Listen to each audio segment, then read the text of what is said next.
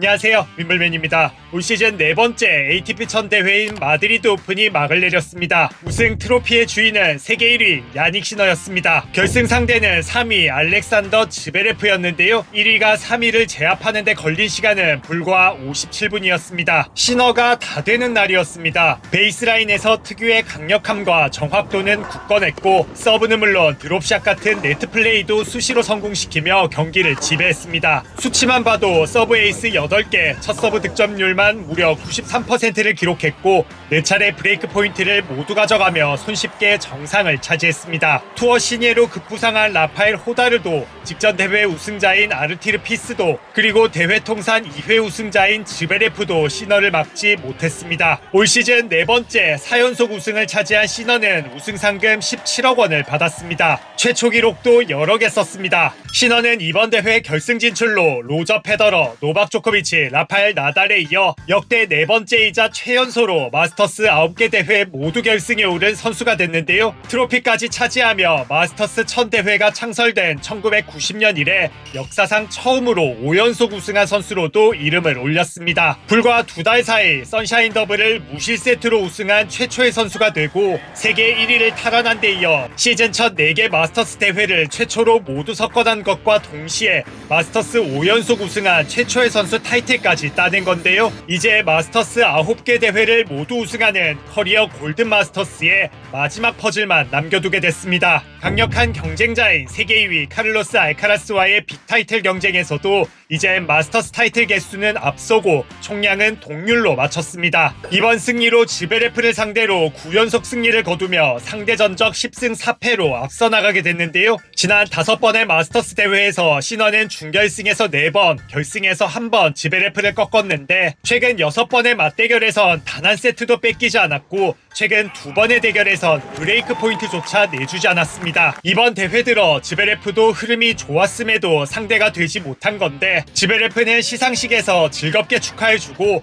또 연이은 패배에도 의외로 덤덤한 모습이었습니다. 즈베레프는 시너가 경기력이 좋기도 했지만 오늘 누구랑 붙어도 졌을 만큼 자신의 경기력이 너무 좋지 않았다고도 말했습니다. 경기 전략을 말할 필요도 없이 전략 이전의 문제라고 강조했는데요. 동시에 시너가 매우 안정적이며 경기력 기복이 없는 점이 가장 인상적이라고 지켜 세웠습니다. 시너와 나머지 선수들 사이에 큰 격차가 있다고도 말했는데요. 시너가 원톱인 상황에서 본인과 알카라스, 조코비치가 형성한 그룹과 나머지 선수들 사이에도 또 하나의 격차가 있는 것 같다고도 덧붙였습니다. 이 발언에 대해 시너는 이렇게 반응했습니다. It's tough to say. I mean, you have good days, sometimes you have bad days. You know, it also depends. You know, when I play against someone, but one day can make big.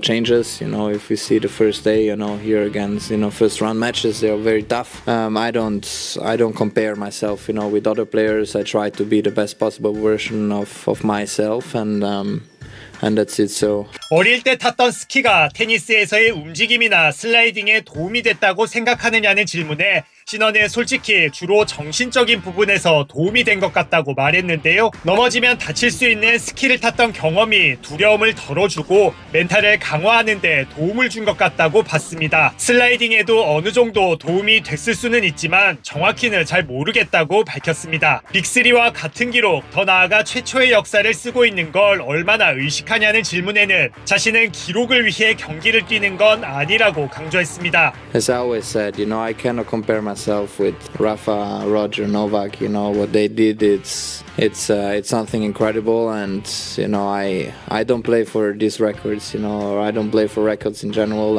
It means of course a lot. They're great numbers, but there is a lot of discipline, a lot of sacrifice behind this, and it's also daily routines I put in, and I'm the first person who needs to be ready, in the morning to wake up.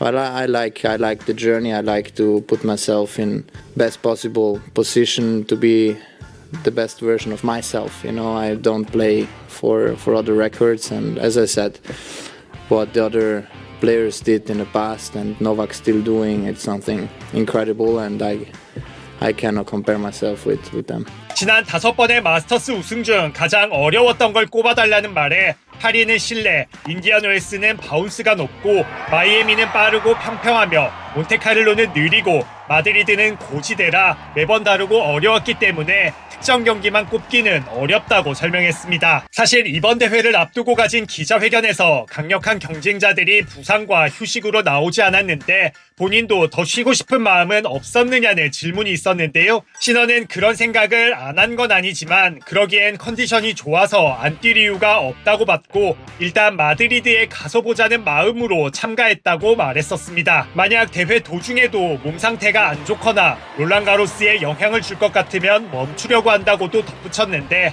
본인 말대로 대회 내내 좋은 컨디션을 보여줬습니다. 이제 커리어 골든 마스터스의 마지막 퍼즐을 향해 갑니다. 공교롭게도 자국 대회인 로마 마스터스입니다. 지난해 이 대회로 복귀해 준우승을 차지했었죠. 마드리드 오픈 우승 기자회견에서 로마 마스터스 출전을 두고 비슷한 질문이 나오자 신원은 우선은 그저 이 순간을 즐기고 싶다고 말했는데요. 그러면서도 자국에서 경기하는 건 항상 특별하고 무엇보다 몸 상태가 좋아서 출전 안 할 이유가 없다는 신어적 자신감을 다시 한번 드러냈습니다. 올해 클레이 시즌에 신어에게 남은 대회는 두 개를 모두 우승하면 커리어 골든 마스터스와 커리어 그랜드 슬램이라는 대업도 모두 달성할 수 있습니다. 신어가 끝까지 좋은 컨디션으로 완주할 수 있을까요?